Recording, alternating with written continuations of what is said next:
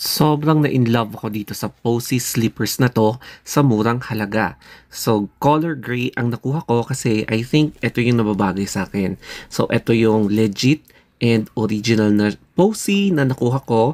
So, hindi ako nagsisi na binili ko 'to kasi napaka-durable siya and hindi mo aakalain na may enjoy mo ang paggamit nito at pati yung amoy niya, caring-carry.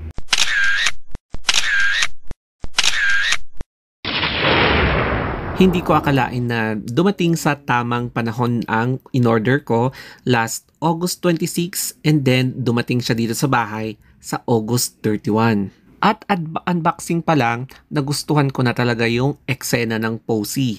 O, 'di ba? So nakalagay siya ng bag and may kita mo na talagang may K ang Posy talaga. It is a legit product. So may kita nyo, live your way, o 'di ba? May your way kapag nalalaman diyan. And then syempre, ang maganda dito is nakasecure yung product. Tapos, ito na yung product reveal. So, bubuksan na natin itong bag wherein nakalakip sa loob etong Posy slippers natin. So, ang kinuha ko nga pala is color gray. Tchanan! O, di ba? Pang malakasang Posy talaga. Makikita mo na legit yung product. Pati yung amoy niya is wow! Ang isa din sa nagustuhan ko sa Posy is that meron din silang iniwan na tag wherein there are some motivational phrases para naman mas maengganyo ang mga customers na hindi lang pure business, pati na rin pure motivational din. At para hindi ma-deform ang sleepers, kinakailangan talaga na maglagay ng parang ganyan, no? Yung cushion ba? O kaya para ma-maintain yung shape nila, hindi katulad ng iba na walang pakialam. Ito talagang to make sure na in shape pa rin yung kanilang slippers. O, di ba? Naging yoga pa. Nung unang sulbong pa lang ng mga paa ko dito sa slippers na to, nakaramdam talaga ako ng wow. Hindi yung, carry lang. Ito kasi, yung feeling na wow. Saktong-sakto. At ito yung size din na swak talaga sa size ng paa ko. It's because napaka-comfy niya and mararamdaman mo talaga yung durability ng slippers na ito. Pagdating naman sa measurement, ang aking paa ay 9.5 inches. So, ang pinili kong size is 42 to 43 na swak talaga sa paa ko. And para hindi siya masikip kapag gagamitin ko or susuotin ng aking paa ang Posy slipper na ito. At ito na nga, ang official first walk natin gamit ang Posy slippers na ito. So, my impression is talagang wow, napaka-komportable. Swak na swak talaga yung size ng kinuha ko para sa aking 9.5 inch na paa. So, ang galing, no? Napaka-comfy and gusto ko rin yung style ng soles niya. Ang sarap sa paa. Pagdating naman sa durability, ang inaakala ko is super lambot niya pero hindi. Matigas siya. Makikita mo talaga na hindi siya fake. Ayan, no? Binebend ko pa at medyo mahirap siyang i-bend. Mukha talaga siyang malambot pero matigas siya and very durable. So masasabi ko talaga na ito yung legit na original Posy na binili ko at hindi yung parang kopong-kopong or parang peke na Posy. So, ito yung ori. Ang gagawin naman natin ngayon is itetest natin ang capacity or capability at durability na rin ang Posy slippers na to. So, as you can see, check ko talaga lahat ng pwedeng i-exhaust sa slipper na ito to ensure kung ano nga ba yung pwedeng ma-feel ko na hindi comfortable, yung mga ganyan. Parang pinapress-press ko yung mga corners ng slippers na ito.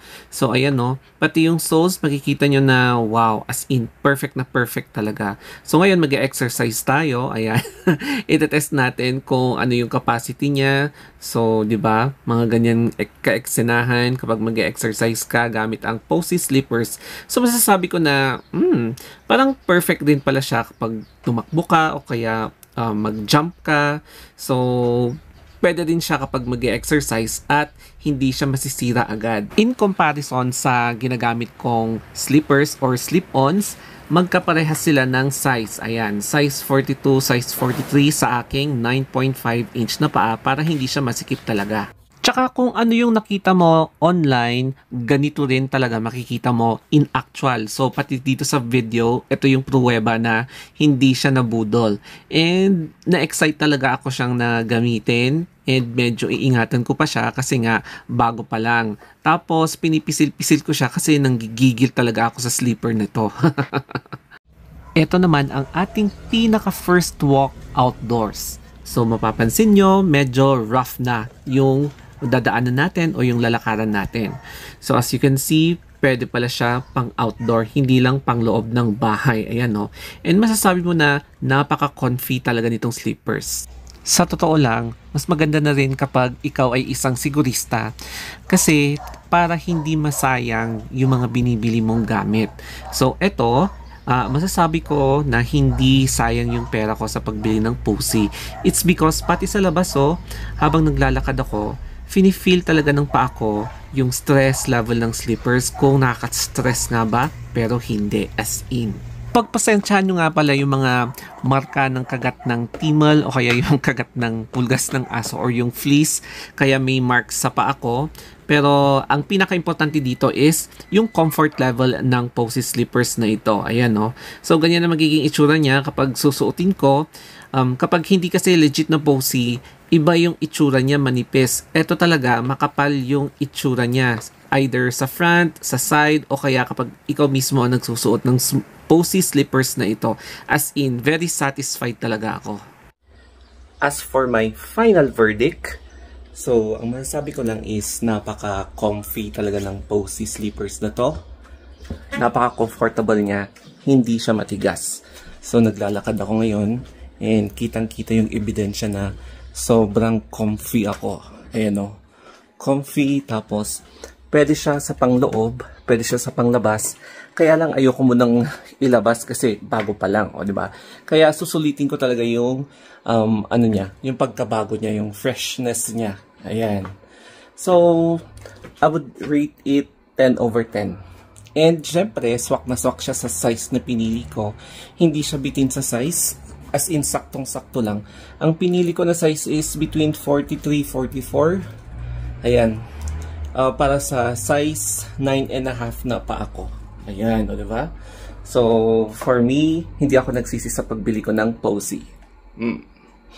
Kaya, follow me din sa aking mga sockmeds, sa YT, sa FB, and then sa lahat ng sockmeds ko. Ayan. Wala na akong pakialam kung nakikita yung pekas ng paa ko dahil sa kagat ng pulgas or yung tinatawag nilang timal dito.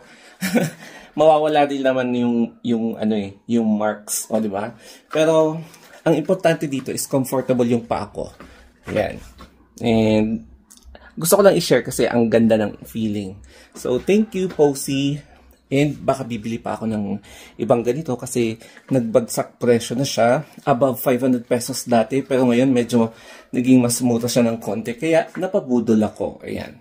So sana nagustuhan itong ating vlog about Posey slippers. So my Posey slipper experience, and siguro kung gusto niyo pa ng ganitong mga vlogs, I will post more sa mga first-hand na stories ko and experience ko sa mga products. Okay, so that's all guys. Thank you and advance Merry Christmas.